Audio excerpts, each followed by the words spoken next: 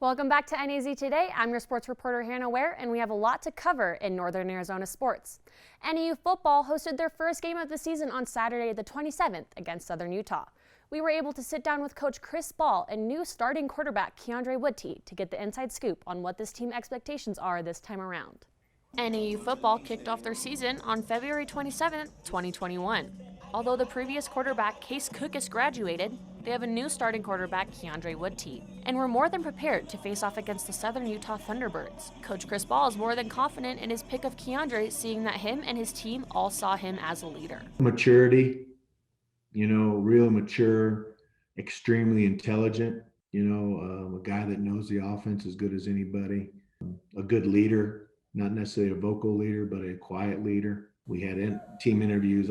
I talked to every player after fall ball and asked them, who do you see as a leader on this football team? Every one of them said Keondre Wudte.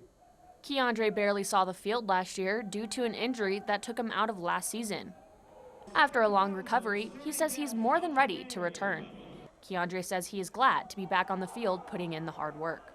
I'm finally healthy, so that's the good note. Just staying healthy, that's my biggest concern this year, and just getting all those reps in practice. Although he is very talented, his team.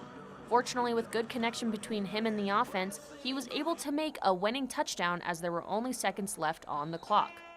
Keondre says he is proud of his team as they come from behind to beat the Thunderbirds in the fourth quarter.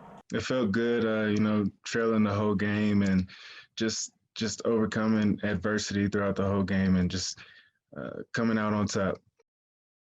The Lumberjacks trailed behind all four quarters until the last few seconds. Quarterback Keondre flipped their script when he made a 2-yard touchdown pass to wide receiver Coleman Owen.